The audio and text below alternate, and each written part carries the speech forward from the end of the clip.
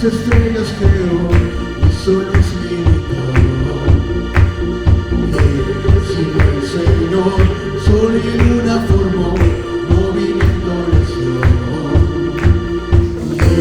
Sino el Señor, hace la lluvia venir, truenos rugir, sobra grande sol. Dios poderoso, tú gobiernas la creación. Palabra, Señor, exaltaremos. Dios poderoso,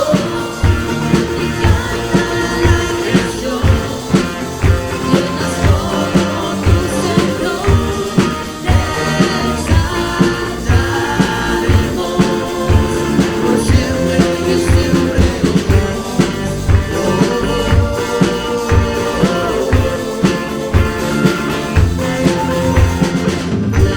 Sino el Señor ha soñado en el plan para el hombre salvar.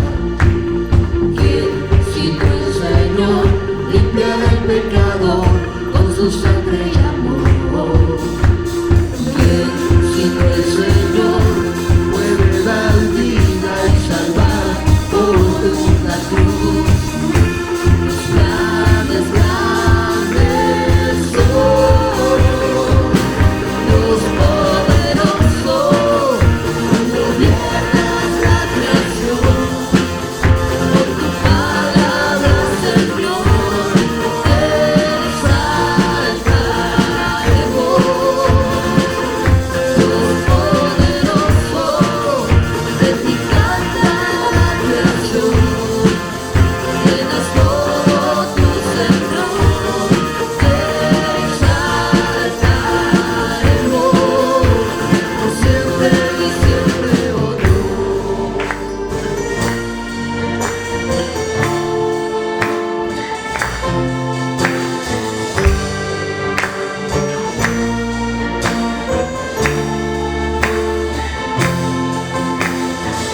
Todas las cosas vienen de ti y por ti, oh gran yo soy. Todo es tuyo y para ti, oh Señor, oh gran yo soy. Dios poderoso, tú gobiernas la creación. Por tu palabra, Señor, que exaltaremos. Dios poderoso, de ti canta la creación. Llenas todo tu Señor, exaltaremos.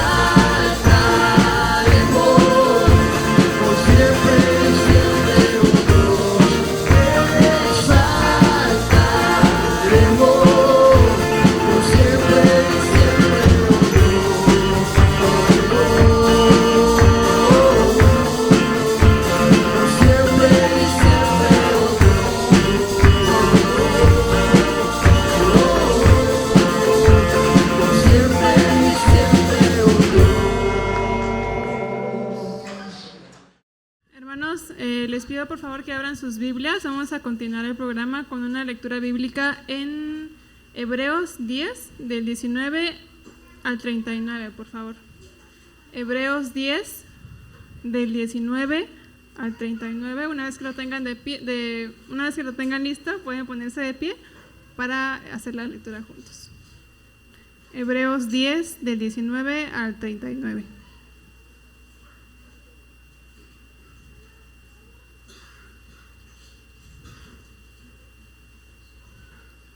Amén, hermanos. ¿Me pueden ponerse de pie, por favor? Yo leo el versículo 19, ustedes leen el versículo 20 y juntos leemos el número 39. Dice así: llamada a la perseverancia. Así que, hermanos, mediante la sangre de Jesús tenemos plena libertad para entrar al lugar santísimo.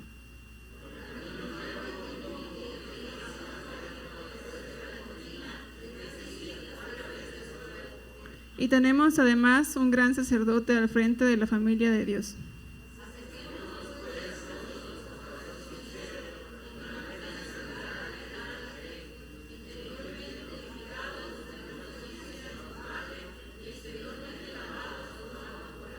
Mantengámonos firme en la esperanza que profesamos, porque fiel es el que hizo la promesa.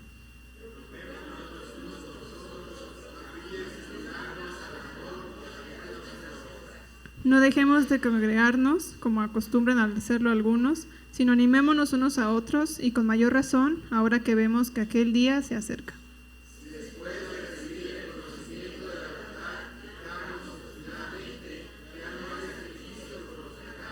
Solo queda una terrible expectativa del juicio, el fuego ardiente que ha de devorar a los enemigos de Dios.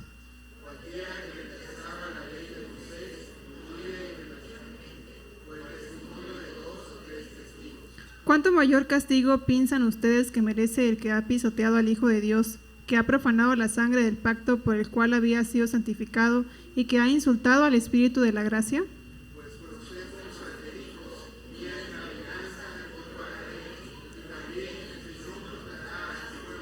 Terrible cosa es caer en las manos del Dios vivo.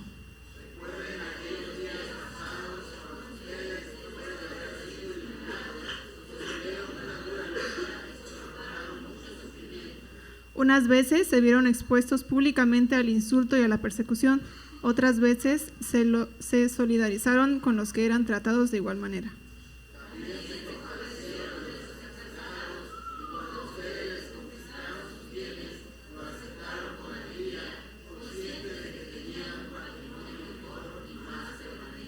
Así que no pierdan la confianza, porque ésta será grandemente recompensada.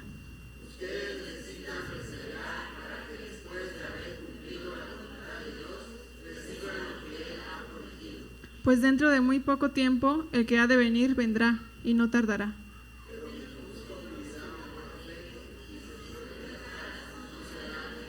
Juntos, pero nosotros no somos de los que se vuelven atrás y acaban por perderse, sino de los que tienen fe y perseveran su vida. Pueden tomar sus lugares, hermanos. Continuamos así con la predicación del día de hoy. Instrucciones divinas es el tema, el título del mensaje que el día de hoy quiero compartir con ustedes. Hermanos, la carta a los Hebreos, ¿sí?, es una carta que se escribe en tiempos difíciles. Es carta, no es libro, Recordemos que como estudiantes de la palabra debemos de, ya varias veces le he dicho de los salmos, ¿verdad? Hermanos, los salmos no tienen capítulos, los salmos son salmos. El Salmo 1, el Salmo 2, el Salmo 3. Entonces cuando alguien dice Salmo capítulo 100, no es correcto. Bueno, alguien que apenas está empezando en la vida cristiana tal vez, ¿verdad? Pero cuando ya tenemos mucho tiempo, hermanos, tratemos de saber esto. Entonces la carta a los Hebreos es una carta, no es libro, ¿sí? Es una carta, es una epístola. Se escribe a un grupo de creyentes, a los cristianos en esa época. Y aquí están las instrucciones divinas. Quiero comentarles rápidamente, hermanos, parte del contexto que se está viviendo en ese tiempo, por qué el autor de la carta a los Hebreos escribe esto. La iglesia, hermanos, los primeros cristianos están viviendo tiempos difíciles.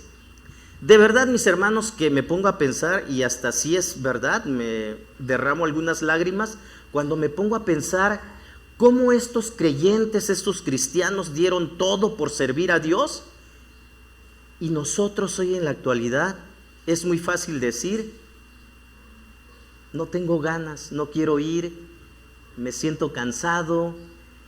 Y por cualquier cosa nos cansamos, ¿verdad? O a veces nos cansamos porque nos desvelamos durante la noche haciendo muchas cosas menos lo que tuviera que ver con la palabra de Dios. En estos tiempos, hermanos, en el primer siglo, la iglesia está viviendo tiempos difíciles.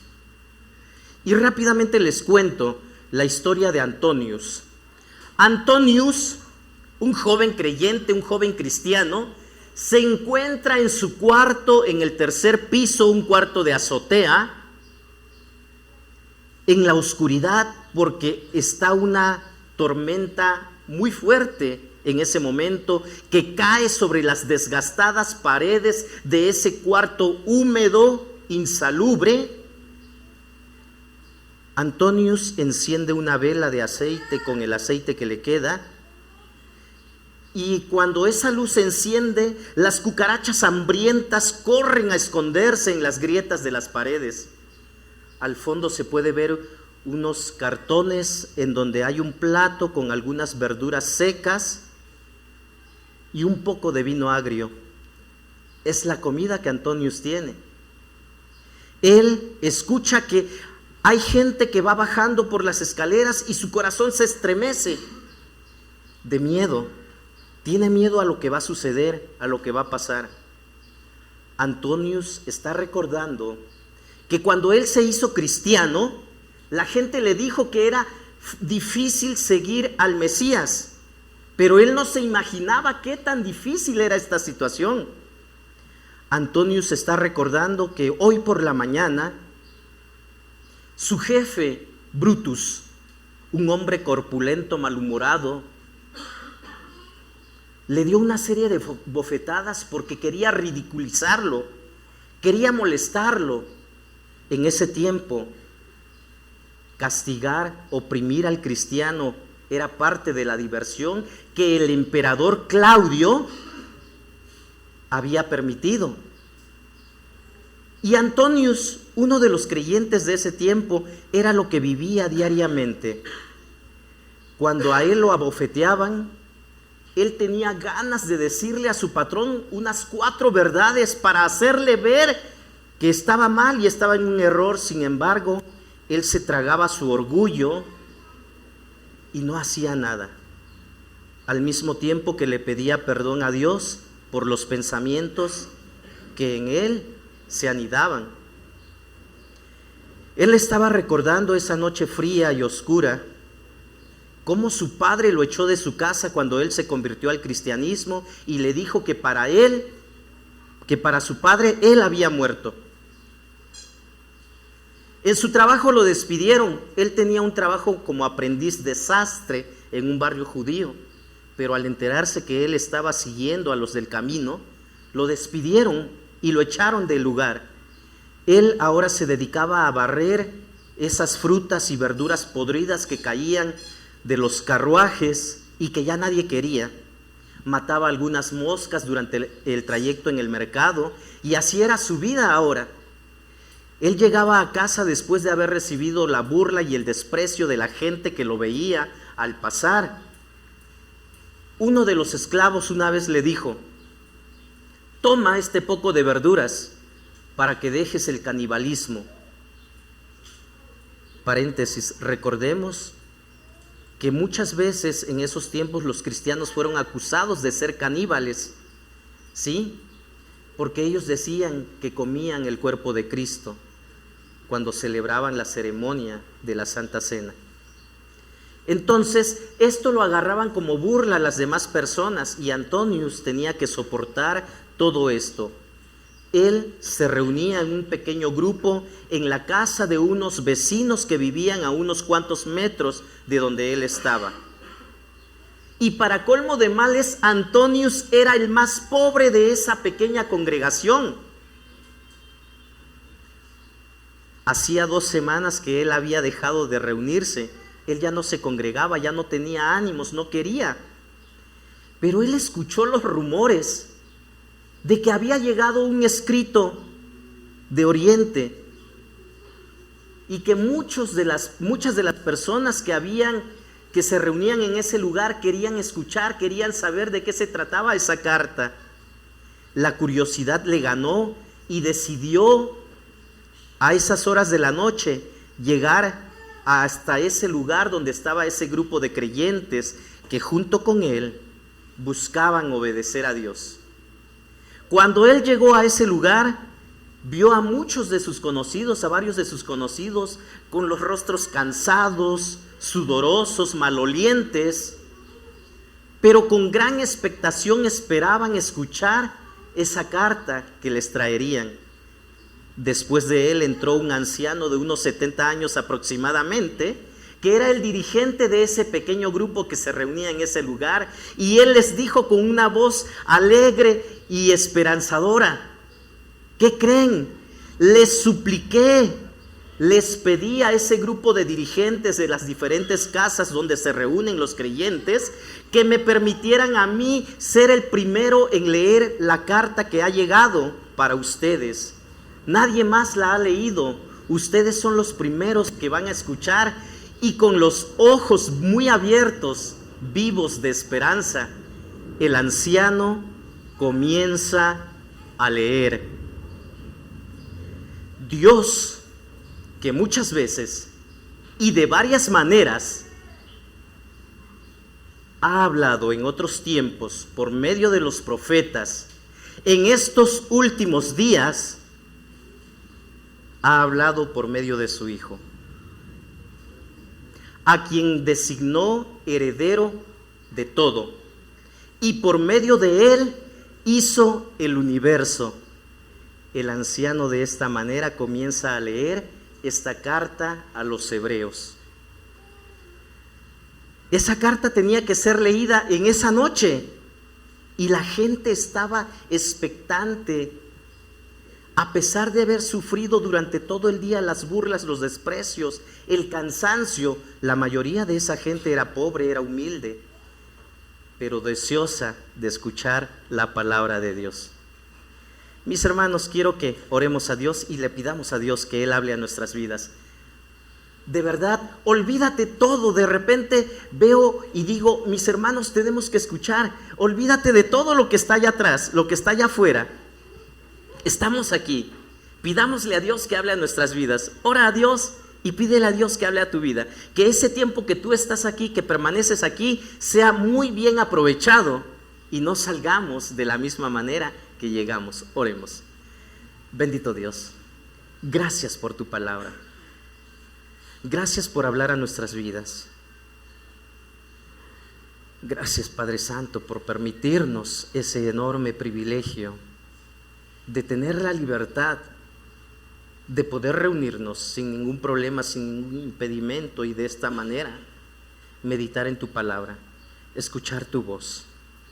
Habla a tu pueblo, a tu iglesia. Lo necesitamos, te lo pedimos y lo hacemos en el nombre de Cristo Jesús, nuestro Señor y Salvador. Amén.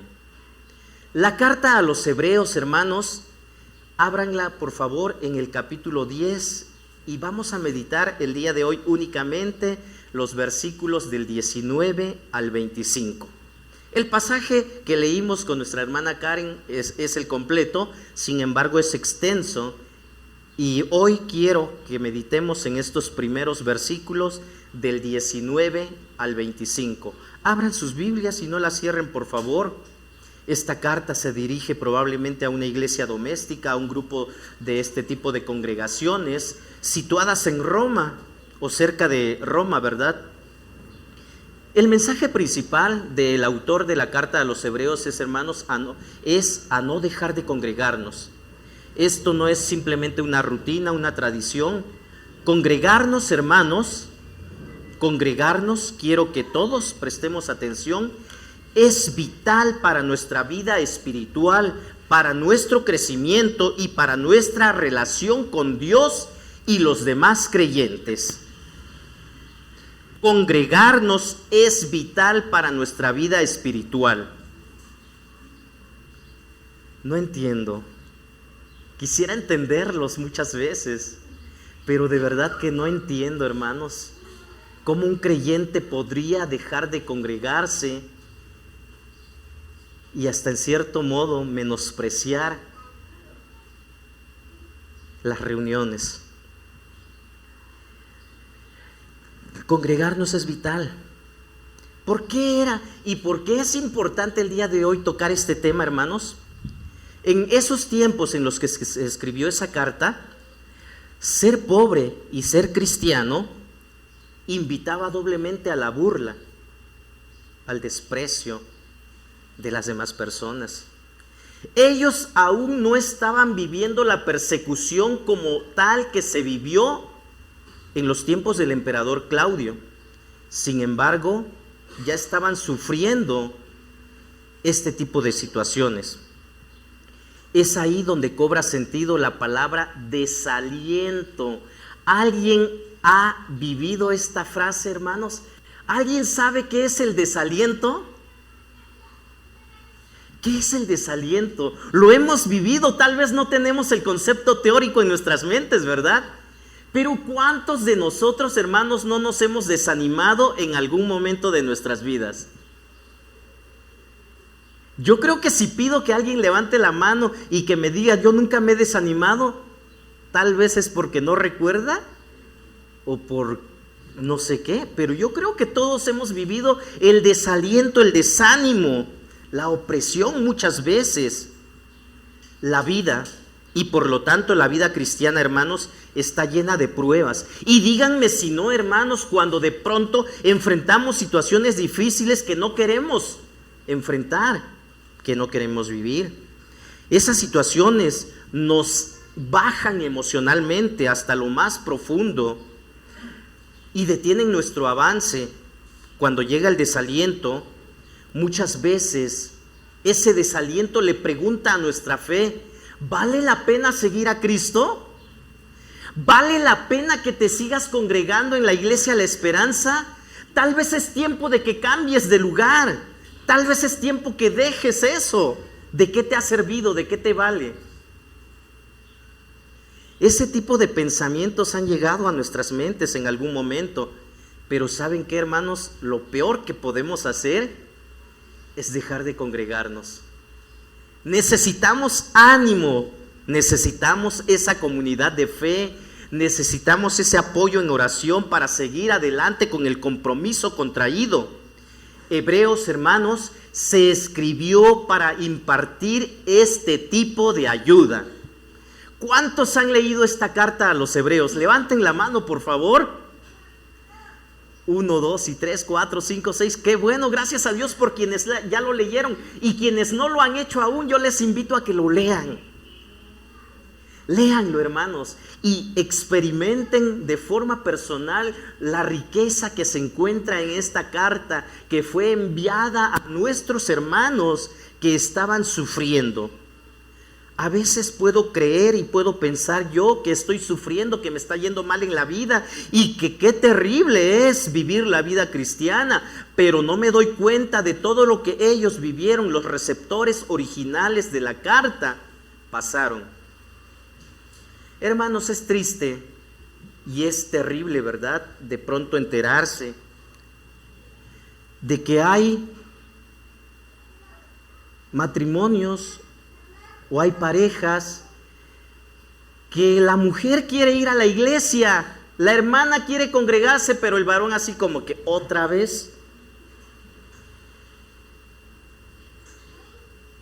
Debería de darle gusto a esa persona que su esposa, su mujer, quiera acercarse a la vida cristiana y a la iglesia, porque después están sufriendo y vienen, pastor, fíjese que mi esposa así, así. Pero ¿qué creen? También sucede lo contrario. Hay varones que quieren congregarse y la esposa, otra vez. Deberías estar agradecida que tu esposo, tu esposa está buscando la palabra de Dios, está buscando ser útil en la obra, porque después, es triste decirlo, pero nos estamos quejando porque ahora el esposo no quiere, porque ahora la esposa tampoco quiere, o porque ya anda en malos pasos, pero si tú misma te molestas que se congregue. Entonces, mis hermanos, es tiempo que reaccionemos, es tiempo que despertemos. Esta palabra de Dios es para todos, no es únicamente para un grupo selecto, es para ti, es para mí. Necesitamos ánimo, necesitamos despertar, necesitamos reaccionar. Quiero compartirles el día de hoy, hermanos, parte de lo que resume este párrafo, verdades teológicas, de las que el autor se ha ocupado desde el versículo 14 del capítulo 4. Versículo 14 del capítulo 4, si alguien de ustedes me quiere seguir con la vista y es hábil buscando estos pasajes, dice el versículo 14 de este pasaje: por lo tanto, ya que en Jesús, el Hijo de Dios, tenemos un gran sumo sacerdote que ha atravesado los cielos, aferrémonos a la fe que profesamos. Y este pasaje, hermanos, que hoy quiero compartir con ustedes, tiene tres exhortaciones que ustedes están viendo ahorita en la pantalla. Tres exhortaciones centrales que no debemos olvidar. Primera de ellos, ayúdame a leer. Por ahí veo, ¿cuánto tiempo ya llevo? ¿Como 10 minutos? Y no es posible que ya se estén durmiendo. Yo los hago dormir, ¿verdad? Ok, hermanos, a ver, pongamos atención. A esto es a lo que yo me refiero, hermanos. Acerquémonos a Dios. Acerquémonos a Dios. Segunda exhortación, mantengamos firme la esperanza que profesamos. Y tercera exhortación de este corto pasaje es: preocupémonos los unos por los otros a fin de estimularnos al amor y a las buenas obras.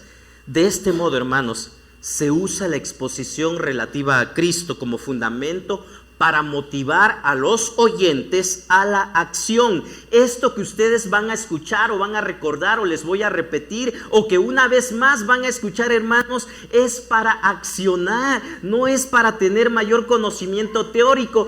Ya me memoricé de nuevo, preocupémonos los unos por los otros a fin de estimularnos al amor y a las buenas obras. Qué bonito se escucha, y cuando todos lo recitemos de memoria se va a escuchar aún mejor. Pero ¿saben qué, hermanos? Esto es para accionar, no es únicamente para tenerlo en la mente. Y quiero compartir el día de hoy, hermanos, estas tres exhortaciones que el pasaje que estamos estudiando nos invita, nos motiva y nos pide que hagamos. En primer lugar, acerquémonos a Dios. Versículo 22. Estamos leyendo desde el versículo 19, pero la exhortación que en este momento les quiero compartir aparece en el versículo 22. Pero esto no únicamente aparece aquí. El versículo 16 del capítulo 4 también ya nos lo ha dicho. Este versículo dice: así que acerquémonos confiadamente al trono de la gracia para recibir misericordia y hallar la gracia que nos ayude en el momento que más la necesitemos. Acerquémonos a Dios. Hermanos, ¿de qué manera nos vamos a acercar a Dios? ¿Alguien me puede decir cómo podemos acercarnos a Dios? ¿Cómo es eso de acercarse a Dios? ¿Acaso no estamos cerca de Dios? Cada vez que me congrego, cada vez que vengo y me reúno el día domingo, ¿no estoy cerca de Dios? ¿Qué creen ustedes? Eso es acercarse a Dios. Forma parte de, pero no lo es todo. No. Podríamos estar aquí, pero cuando yo veo que alguien está sumido en sus pensamientos, digo, sí está aquí, pero no está aquí.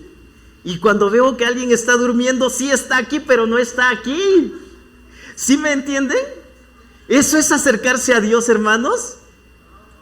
Todos estamos cerca de Dios. Entonces, la primera exhortación, hermanos, acerquémonos a Dios, desafía a los oyentes, nos desafía a nosotros. ¿De qué manera? Con corazón sincero, dice este versículo 19, con corazón sincero. ¿Qué implica tener un corazón sincero? Y con la plenitud o con la plena seguridad que da la fe, sigue diciendo. ¿Cuál es el medio? Interiormente purificados de una conciencia culpable y exteriormente lavados con agua pura. ¿A qué se refiere el autor cuando escribe esto? ¿Por qué él quiso decirle esto a los oyentes? El autor está comenzando con dos bases para su exhortación, ¿verdad?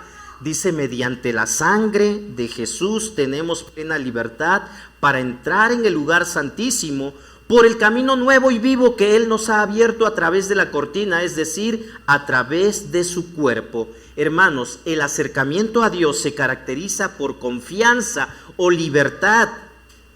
Pero en 10:19, en este versículo 19, se asume que los oyentes poseen esa confianza. ¿Cuántas veces tú sientes que Dios no te escucha? ¿Les ha pasado? Sí, y en ocasiones eso se debe a las muchas cargas que traemos. En ocasiones se debe a los muchos problemas que estamos enfrentando. Acerquémonos pues confiadamente.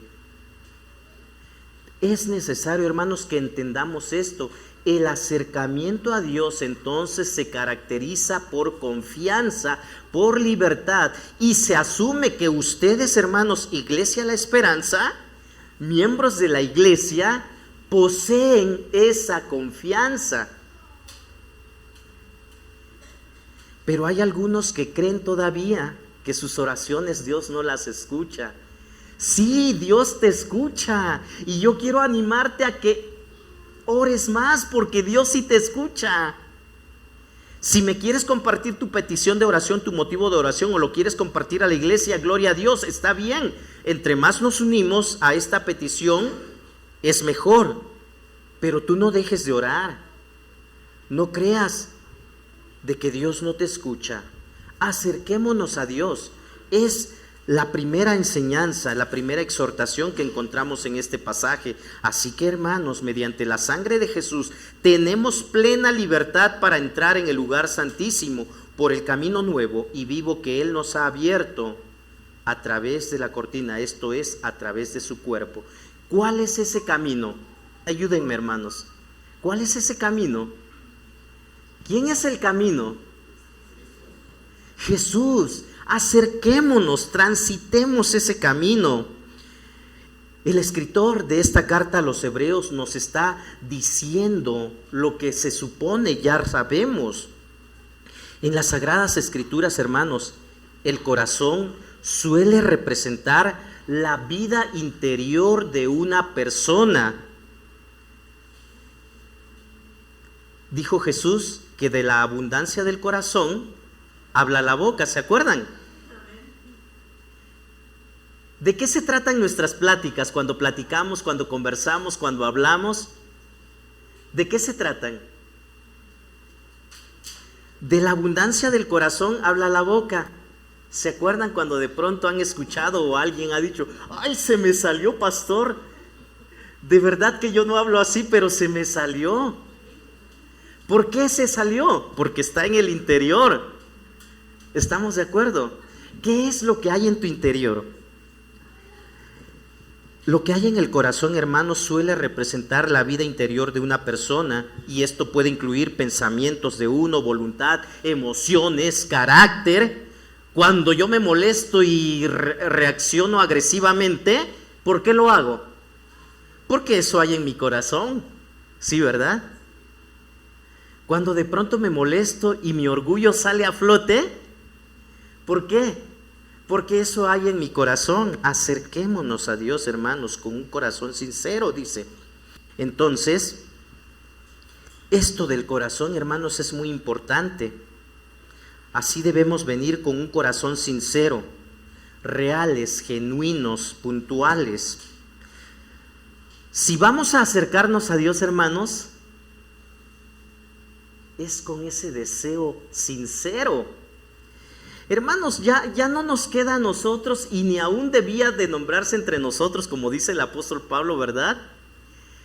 El hecho de que alguien ni siquiera piense: ¿sabes qué? A mí no me interesa estar bien contigo, con que yo esté bien con Dios, con eso me basta. ¿Han escuchado esta frase?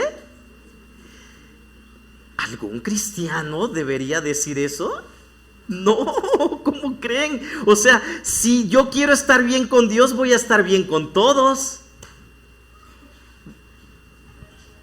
Y en cuanto dependa de nosotros, dijo el apóstol Pablo en su carta a los Romanos, estemos en paz con todos. Hay cosas que no van a depender de nosotros, pero mientras dependa de ti, dependa de mí, tenemos que estar en paz con todos. Ok, ¿de qué manera se prepara el corazón entonces, y por consiguiente el creyente recibe confianza para acercarse a Dios? Dice aquí el autor: interiormente purificados y exteriormente lavados. Interiormente purificados tiene que ver con la confesión de nuestros pecados, con presentarnos delante de Dios tal cual somos. Si yo le he fallado a Dios, hermanos, ya sea de pensamiento o de acción, debo presentarme delante de Dios limpio. Y para poder presentarme delante de Dios limpio, tengo que acercarme a Dios suplicando su perdón, exponiéndole mis faltas, mis pecados. Ayer a los jóvenes les decían, ¿verdad? Es muy común escuchar el día de hoy que la gente comete errores. Ya no se le quiere decir pecado. No son errores, son pecados. Pero pues lo minimizamos o lo queremos normalizar. Nuestra sociedad nos quiere enseñar que lo que dice la palabra de Dios no es autoridad.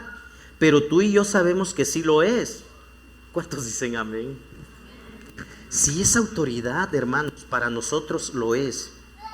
Entonces, podemos preguntarnos el día de hoy, ¿quién tiene tiempo para buscar a Dios? ¿Quién tiene tiempo para buscar a Dios? ¿Por qué de pronto decimos, pastor, es que no me dio tiempo de leer mi lección, no me dio tiempo de leer la Biblia, no me dio tiempo de orar? Quería ir al templo, a la reunión, pero no me dio tiempo. ¿Quién tiene tiempo de buscar a Dios? O sea que aquel que lee su Biblia, aquel que ora, aquel que se congrega, ¿es porque no tiene nada que hacer? A eso reducimos cuando alguien se excusa al decir es que no tuve tiempo. Entonces, aquel que sí lo hace es porque no tiene nada que hacer. ¿Qué creen? Todos tenemos algo que hacer. Y ya les he contado cuando yo estaba estudiando mi carrera y uno de los profesores pedía la tarea. Y muchos dijeron que no la habían hecho. ¿Por qué? Porque no les dio tiempo. ¿Alguien ha dicho esto? ¿Por qué no lo hiciste? Es que no me dio tiempo. ¡Tiempo hay! ¿Saben cuál es la diferencia? Las prioridades. Si para ti no es prioritario congregarte, si para ti no es prioritario acercarte a Dios, nunca vas a tener tiempo. Pero si tú lo pones como una prioridad, ¿qué crees? Siempre vas a tener tiempo. Siempre vas a tener tiempo. Hay situaciones extremas, yo lo sé. Hay situaciones que ya no dependen de mí, ya no dependen de ti, yo lo entiendo. Aquel que tiene que irse a trabajar porque tiene un patrón que le obliga a ir el día domingo, pues ni modo que yo le diga renuncia a tu trabajo. Yo no le voy a dar ese trabajo, ¿verdad?, que él tiene o que ella tiene. Pero cuando sí depende de ti, cuando tú eres tu propio patrón, qué triste es escucharlos, hermanos, decir, es que me salió un trabajo, es que tuve que ir para allá. Y ahí sí digo yo, bueno, pues entonces tú no confías en Dios. Tú no le crees a Dios que Él va a suplir todas tus necesidades, que Él te va a ayudar. No, pero ¿saben qué? Los que dicen así ya no están aquí. O no están aquí el día de hoy. ¡Qué bueno! Hermanos, qué difícil es que nosotros tengamos en poco el buscar a Dios. Acerquémonos a Dios. ¿Cómo se busca a Dios? ¿Cómo hacer que Dios encaje en nuestra agenda? Yo tengo todo mi día ocupado y ya no puedo poner ninguna actividad. Discipulado, dice el pastor, pero ¿en qué momento? ¿Por qué quiere el pastor que yo lo vea durante la semana? Si yo tengo muchas cosas que hacer. Él porque no tiene nada que hacer, ¿verdad? Quiere reunirse conmigo, quiere ir a la casa. Y a última hora varios me cancelan, ¿verdad? Pastor, no voy a poder, ya no tengo tiempo. Y pues digo, bueno, si no tienes tiempo, pues ¿qué puedo hacer? No, tal vez quisiera regalarles un poco de mi tiempo, pero no es posible. Hermanos, ¿quién tiene tiempo para buscar a Dios? ¿Cómo hacer que Dios encaje en tu agenda? ¿Cómo se busca a Dios en las prisas, en los empujones de la gran ciudad? ¿Cómo hacerle? Si debemos acercarnos a Dios, hermanos, debemos cultivar nuestros anhelos en la dirección correcta. Porque ¿saben qué? Si nosotros no ponemos nuestro tiempo en la dirección correcta, nuestra cultura nos consumirá absorbiendo nuestras energías y nuestros deseos. Ya les conté, mis hermanos, cómo de pronto, yo no digo que esté mal, yo también me siento en la sala de mi casa también a ver de pronto un programa de televisión, pero si es algo que me ayude a mí, que me edifique, pues mucho mejor, ¿verdad? Yo trato de buscar prédicas, estudios y cosas tal vez documentales. Sí, también de pronto he visto películas o algunas series, sí lo he hecho. Pero de pronto yo me pongo a pensar cuando hay gente que dice que no le dio tiempo de orar, que no le dio tiempo de leer, pero de pronto están comentando. ¿Qué están comentando? A veces hasta ni quiero decirlo, ¿verdad? Y yo digo, ¿cómo es posible que alguien diga, ¿cómo era? ¿De vacaciones con los Derbez? O sea, ¿eso qué te aporta? Pero no tenemos tiempo para buscar a Dios. O no sé, no se me viene a la mente ahorita qué otros programas, series y cosas que no, hermanos. ¿Quién tiene tiempo para buscar a Dios? ¿Hay gente aquí que tenga tiempo para buscar a Dios? Segunda exhortación, mis hermanos, mantengamos firme la esperanza. Versículo 23, mantengamos firme la esperanza que profesamos, porque fiel es el que hizo la promesa. En este versículo 23, hermanos, el escritor está intensificando el concepto de mantenerse con el adverbio que plasma como firme. Mantente firme, no solo mantente firme, porque yo puedo estarme manteniendo despierto pero cabeceando, ¿verdad? Bueno, me estoy manteniendo despierto a ese costo, pero aquí la invitación es mantente firme, sin cabecear, sin titubear, sin tambalearte. Significa literalmente, mantenerse firme significa literalmente algo que no se dobla, algo que está recto, lo que se transmite, algo estable, algo que no se mueve y que no cambia. Por ejemplo, hermanos, para describir una amistad duradera, una relación de pareja, mantente firme. Filón utilizó la palabra para hablar de la inmutabilidad de Dios. Dice que las criaturas son inconstantes y fluctúan entre direcciones y posturas diversas, pero Dios no cambia su voluntad ni sus caminos. ¿Cuántos dicen amén? Dios no cambia, y si Dios no cambia, también me está pidiendo a mí que me mantenga firme en esa fe que Él me da. La esperanza cristiana, el autor nos lo hace ver con tanta claridad como una esperanza fundamentada en la persona y la obra de Cristo, que no está sujeta a condiciones cambiantes. Vivimos en un mundo lleno de incertidumbre. ¿Qué va a pasar? Viene otra pandemia. ¿Qué va a pasar? Se está desmoronando la economía. ¿Qué va a pasar? Las leyes están cambiando. En vez de ser a nuestro favor, parece ser que es para hacernos más daño que bien. ¿Qué va a pasar? Dios no cambia, hermanos. Vivimos en este mundo lleno de incertidumbres, pero este versículo nos recuerda algo crucial. Podemos permanecer firmes, ¿saben qué? Porque Dios es fiel y cumple lo que promete. ¿Cuántos dicen amén?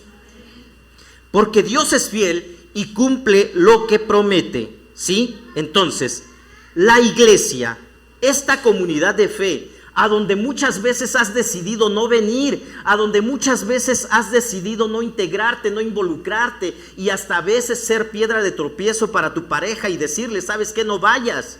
Si yo no voy, tú tampoco vas. La iglesia es el lugar donde vamos a recordar que nuestra vida tiene un propósito eterno y que estamos esperando un encuentro con nuestro Señor. En un mundo lleno de desesperanza, nuestra fe y esperanza en Cristo, mis hermanos, son un testimonio vivo para aquellos que nos rodean. ¿No lo creen así? Bueno, yo sí lo creo. ¿Saben qué? Al profesar nuestra esperanza, no solo estamos fortalecidos en nuestra fe, sino que también invitamos a otros a conocer a Cristo. Mantente firme, mantengámonos firmes, es necesario. Tercera exhortación, preocupémonos los unos por los otros. ¿Pero qué no ese es el trabajo del pastor? Sí, es cierto, es parte de las funciones del pastor, velar por las ovejas, estar atento de lo que sucede. Pero ¿sabes qué? A ninguno de los miembros se le exime también de estar atento. Preocupémonos los unos por los otros a fin de estimularnos al amor y a las buenas obras. Hoy domingo, ¿quiénes no están aquí con nosotros? A ver, quiero que pienses en alguien que no está aquí, que es de la iglesia pero hoy no está aquí, o que hace domingos atrás no ha venido. ¿Ya pensaron en alguien? Ok, ¿de qué manera vas a demostrar tu preocupación? La palabra nos dice, preocupémonos los unos por los otros. Preocúpate por tu compañero, por tu hermano, por tu amigo, por ese hermano de la iglesia que ha dejado de venir, que hoy no se congregó, no sabemos qué está pasando, qué está viviendo. Preocupémonos los unos por los otros a fin de estimularnos. ¿De qué manera vas a estimular a tu hermano? ¿De qué manera yo puedo estimularlo? Es triste, ¿verdad? Cuando pasan los años y yo sigo pensando, o sea, no está mal, pero si ese es el pensamiento nada más, de que el pastor tiene que venir a visitarme y ya no lo ha hecho, y si ya el pastor no viene, pues yo tampoco voy, ¿verdad? Para que sepa lo que se siente. No, hermanos, es bueno, es necesario tener comunión unos con otros, pero eso no te exime de que también tú tienes una responsabilidad, no solo con la iglesia, no solo con Dios, con tu hermano. Preocupémonos los unos por los otros a fin de estimularnos al amor y a las buenas obras. Versículo 24. Ahorita vamos con el 25, ¿verdad? Todos los creyentes, hermanos, los cristianos, tenemos un llamado supremo a preocuparnos unos por otros y a estimularnos espiritual y moralmente. ¿Cuántos dicen amén? Como que ya se va bajando, ¿verdad? A ver, si estamos aquí, ¿cuántos dicen amén, hermanos? Oh, ahora sí siento que sí están aquí. Ok, gracias a Dios que sí están aquí. Los creyentes debemos de motivarnos mutuamente, hermanos. ¿De qué manera? Al amor expresado en buenas obras. Jorge, por favor, ayúdame. Hebreos 6:10. Toda esta carta a los hebreos sigue manejando esta línea. Vamos a ver qué nos dice el pasaje en el versículo 10 del capítulo 6 de esta carta. ¿Qué era lo que caracterizaba a la comunidad en el pasado? El autor está viendo que varios han dejado de congregarse, varios han desfallecido, varios están desalentados. 6:10.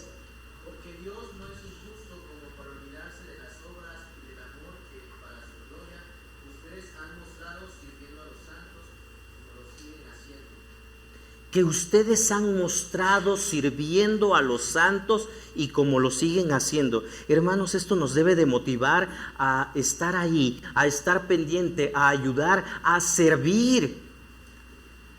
La necesidad de ser retados, hermanos, a tener un amor expresado activamente en la práctica es algo constante que debería caracterizar a todos los cristianos. El autor de esta carta a los hebreos está explicando el contexto para ese estímulo de amor y las buenas obras en el versículo 25, más adelante, ¿verdad? Y está usando expresiones de contraste para distinguir lo que se debe hacer y lo que no se debe hacer. ¿Qué dice el versículo 25? A ver, léanlo juntos, ya cerraron sus Biblias. A ver, léanlo juntos, versículo 25, por favor.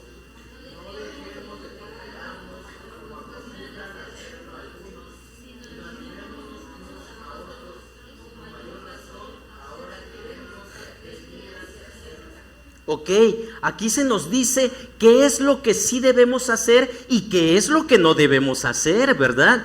¿Y qué es lo que no debemos hacer? No dejar de congregarnos, no dejar de reunirte. ¿Hay desaliento? Sí, hay desaliento, hay desánimo, hay tristeza, hay aflicción, pero para eso estamos los unos a los otros, para estimularnos al amor y a las buenas obras. Cualquiera que fuera la razón, hermanos, Antonius, que es un personaje ficticio del cual les conté al principio de este sermón, pero representa la vida de todos los creyentes en esa época y en ese tiempo. ¿Qué estaban pasando? Una parte de la comunidad estaba dejando de reunirse, ya no adoraban juntos, puede que habían perdido el ánimo para asistir a las reuniones. ¿Por qué? Por la amenaza de persecución, porque se habían enterado de que habían ido a cierto lugar y los habían sacado a golpes, y por eso algunos se desanimaban. ¿Qué pasaría con nosotros, hermanos, si alguien viene aquí y nos amenaza que si no dejamos de reunirnos van a venir y van a quemar el lugar, independientemente de quienes estén adentro? ¿Qué pasaría con nosotros? Algunos habían desfallecido, perdieron el ánimo para asistir a las reuniones, porque muchos decían también, es que nos vienen hablando de que Jesús va a regresar, pero ¿saben qué? Han pasado mucho tiempo y Jesús no regresa. ¿Será cierto que Jesús va a regresar? ¿Cuántos tienen presente que Jesús va a regresar, hermanos? Ya se tardó más de 2000 años y lo seguimos creyendo, gloria a Dios, Jesús va a regresar. Pero algunos, ¿saben por qué dejaban de reunirse? Porque no querían perder sus contactos en las sinagogas judías. Recordemos que tanto los judíos como los paganos y gentiles eran enemigos de los cristianos. Entonces muchos decían, no, es que pues mi jefe es parte de la sinagoga judía, entonces mejor dejo de asistir con los cristianos, con los creyentes. Había muchas razones. Cualquiera que fuera la razón por la cual los creyentes habían dejado de congregarse, el autor les está diciendo, no dejen de congregarse como acostumbran a hacerlo algunos. ¿Saben qué, hermanos? Y esta palabra es para nosotros. Dios nos hizo seres sociales y la iglesia es el lugar donde encontramos el apoyo, el ánimo que necesitamos.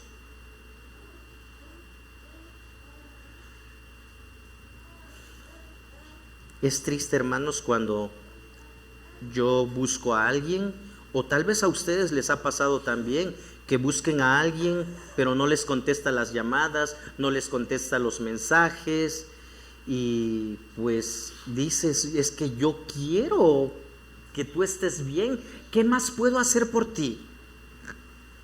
Dios nos hizo seres sociales, pero creo que no todos lo hemos entendido de pronto, o tal vez los que ya no están aquí son los que no lo han entendido y prefirieron alejarse, dejar de congregarse, prefirieron creer otras cosas menos lo que dice la palabra de Dios. La iglesia, hermanos, es una comunidad de hermanos y hermanas que enfrentamos luchas, desafíos similares, y cuando nos congregamos podemos fortalecernos los unos a los otros. Yo cuando vengo, hermanos, me fortalece y me anima a escuchar los testimonios de varios de ustedes que con ánimo dicen, gloria a Dios, yo sigo buscando a Dios, y yo digo, vale la pena. No sé si ustedes no sienten lo mismo cuando escuchan testimonios de hermanos y hermanas que glorifican el nombre de Dios. Y yo digo, a mí me gustaría llegar a la edad de la hermana Florinda y con ese ánimo, con esa destreza, con esa que siempre la ha caracterizado. Y me edifica, hermana, cada vez que usted da testimonio. Y me edifica cada vez que alguien anima a otros. Hermanos, es aquí donde vamos a encontrar ese ánimo. No dejemos de congregarnos. Preocupémonos los unos por los otros. Porque no podemos vivir aislados, alejados, porque Dios nos hizo como seres sociales. Todos los que estamos aquí enfrentamos luchas diarias. Enfrentamos situaciones difíciles. ¿Cuántos pleitos no tengo yo durante la semana con la propia familia? ¿Cómo el pastor? Sí, el pastor también se enoja y se molesta porque no le quieren obedecer o porque no quieren, no se quiere hacer lo que se debe de hacer. Todos enfrentamos este tipo de situaciones, hermanos. Yo creo que sí podemos entendernos. Y también, ¿verdad? Yo hago enojar también a los demás. Entonces, hermanos, los cristianos debemos mostrar una preocupación y cuidado profundo los unos por los otros, que no solo se debe de expresar como apoyo positivo y afirmación, sino también como una amonestación y advertencia. Nuestras relaciones en la vida, hermanos, deben de marcar una gran diferencia para bien. Nuestros hermanos, nuestros compañeros de milicia, nuestros hermanos en la fe pueden ejercer una gran influencia sobre nuestras acciones, nuestras metas y sí, nuestra perseverancia. Así para el creyente que tiene ese deseo de mantenerse firme, su esperanza cristiana, la comunidad de los santos es vital. Ofrece la proporción necesaria de responsabilidad y ánimo. Quiero ir terminando. Ahora, ¿qué debemos preguntarnos? ¿Qué implica esto para nuestras vidas? Ya leímos el pasaje. Preocupémonos los unos por los otros. A ver, repitan conmigo. Preocupémonos los unos por los otros, a fin de estimularnos al amor y a las buenas obras. No dejemos de congregarnos como acostumbran hacerlo algunos, sino animémonos unos a otros y con mayor razón, ahora que ven que aquel día se acerca. ¿Qué implica esto para nosotros, hermanos? ¿Nos lo vamos a memorizar? Porque sí nos lo vamos a memorizar. ¿Qué implica esto para nuestras vidas? ¿Qué quiere decir todo esto en la parte práctica? Se nos llama a la acción y el autor nos ha dicho con claridad lo que debemos hacer. ¿Qué debemos hacer? Ayúdenme a recordar. Acerquémonos a Dios, mantengamos firme la esperanza y tercero, preocupémonos los unos por los otros. ¿Quién necesita esto? Yo lo necesito. ¿Quién más necesita esto, hermanos? Yo lo necesito, tú lo necesitas, todos lo necesitamos. Animémonos, mantengámonos firmes, busquemos a Dios, busquemos intimidad con Dios. Ansiar conocerle significa apartarnos deliberadamente en momentos para la comunión con Dios y orar de esta manera. Nuestra hermana Florinda hace rato nos decía, es que la mejor hora es en la madrugada, y creo que tiene razón. Pero a mí me gusta dormir mucho, hermanos. A pesar de que ya descansé lo suficiente, aparte quiero seguir durmiendo y no me quiero levantar. Pero ¿saben qué? Lo que a Dios le agrada es que yo decido no hacerle caso a mi carne por estar con Él.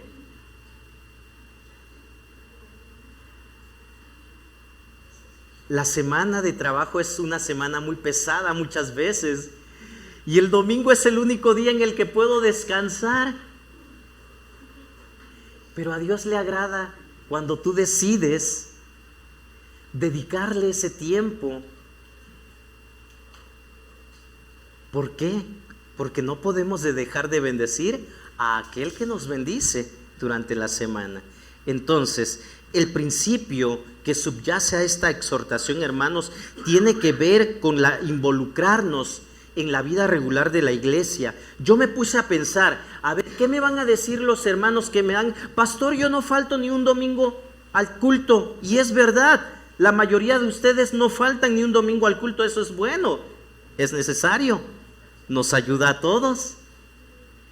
Pero ¿saben de qué se trata esto, hermanos? Lejos de ser únicamente el estar aquí el domingo implica involucrarte en la vida de la iglesia, implica estar disponible para hacer la obra cuando de pronto se te encarga y se te dice, ¿sabes qué? Apóyame a hacer esto.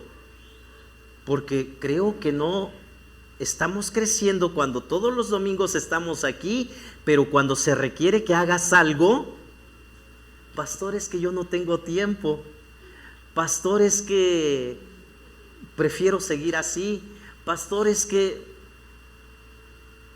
necesitamos involucrarnos, necesitamos ser parte de, no nada más como un número para contar, este domingo se llenó el templo, se ocuparon todas las sillas, qué bueno, gloria a Dios, ¿verdad? Pero significa estar involucrados en la vida de la iglesia, ministrar a otros, ejercitar tus dones espirituales, experimentar la comunión cristiana. Nuestros hermanos del Ministerio de Comunión se han esforzado porque convivamos, porque tengamos comunión. Pero pues, hermanos, es necesario, veámoslo de esta manera. De verdad, es necesario. Haz de la iglesia una prioridad. Es la invitación que yo te doy el día de hoy. Haz de la iglesia una prioridad. No permitas que nada se interponga en tu tiempo de congregarte. No lo permitas. Contribuye a la comunidad. Contribuye, aporta. Sé alguien que anima a otros y que está dispuesto a apoyar. Invita a otros. ¿Sabes por qué? Siempre hay alguien que va a necesitar de una comunidad de fe. Invita a familiares, amigos y vecinos para que puedan experimentar también la bendición de congregarse. Quiero terminar. La iglesia, hermanos, es un regalo de Dios para cada uno de nosotros. La iglesia es una institución que Dios creó no para que fuera opcional. Si estás cansado, no vayas. Si te salió otro trabajo, no vayas. Si está en tus manos el hacerlo, no vayas. No, la iglesia es un regalo de Dios para cada uno de nosotros. Un refugio, una escuela de amor, un recordatorio de nuestra misión en este mundo. Congregarnos, hermanos, no es una obligación pesada. No es una obligación pesada. Por mucho que yo haya tenido mucho trabajo durante la semana y el sábado me haya dormido hasta las 2 de la mañana porque tenía cosas que hacer y ahora el domingo me tengo que levantar a las 6 de la mañana para estar a tiempo, para mí no es una carga pesada. Y creo que no debería ser para nadie. No sé si ustedes experimenten lo mismo, ¿verdad? Pero la palabra de Dios nos invita, nos anima, nos fortalece cuando lo vemos de esta manera. Entonces yo les invito a mis hermanos, no lo veas como una obligación pesada, es un privilegio, una bendición. Hoy más que nunca necesitamos estar unidos, hoy más que nunca necesitamos levantarnos, escuchar la voz de Dios, prepararnos, sabiendo que vivimos en tiempos en que la luz de Dios debe brillar a través de nosotros. Enciende una luz, ponte de pie y pidámosle a Dios que nos dé la fortaleza, el valor suficiente, la determinación necesaria para poder ser útiles en este mundo, en esta iglesia, en este lugar, con nuestra familia, con nuestros vecinos, con nuestros hermanos. Oremos. Padre Santo, gracias te damos por la vida que nos das, por la salud que nos concedes, por el tiempo que nos permites estar aquí en este lugar. Queremos seguir escuchando tu voz, queremos obedecerte, queremos brindarte, Padre Santo, nuestras vidas. Ayúdanos, Padre Santo, a ser firmes. Ayúdanos a tener la determinación necesaria y el valor suficiente para vivir la vida cristiana como tú esperas. Nuestros antepasados, los cristianos que vivieron tiempos difíciles, Padre Santo, nos han dado una gran lección de cómo es vivir la vida cristiana, de cómo es estar ansioso y tener hambre de tu palabra. Perdónanos, Padre Santo, porque a pesar de tener muchas comodidades en nuestro tiempo, en nuestro lugar donde nos congregamos, muchas veces no le hemos dado el valor suficiente a este tipo de experiencia. Perdóname, Padre Santo, por ser negligente muchas veces. Escucha las voces de mis hermanos, de tus hijos que también están clamando delante de ti. Escucha sus corazones. Vienen pidiéndote, Padre Santo, que sigas haciendo la obra en sus vidas. Te necesitamos. Clamamos a ti y lo hacemos en el nombre de Cristo Jesús, nuestro Señor y Salvador. Amén. Repetimos el versículo, hermanos. Abre tu Biblia y con esto vamos a terminar, vamos a cerrar. Hebreos 10, 24 y 25. Si puedes ponerlo en la pantalla, Raúl, para que aquel que no trae una Biblia o no traiga una versión NBI pueda leer junto con nosotros. Leamos juntos, hermanos, y la tarea sigue pendiente. Para todos aquellos que no se lo han memorizado y no se lo han aprendido, vamos a memorizarlo esta semana. La palabra de Dios dice: preocupémonos los unos por los otros a fin de estimularnos al amor y a las buenas obras. No dejemos de congregarnos como acostumbran hacerlo algunos, sino animémonos unos a otros, y con mayor razón ahora que vemos que aquel día se acerca.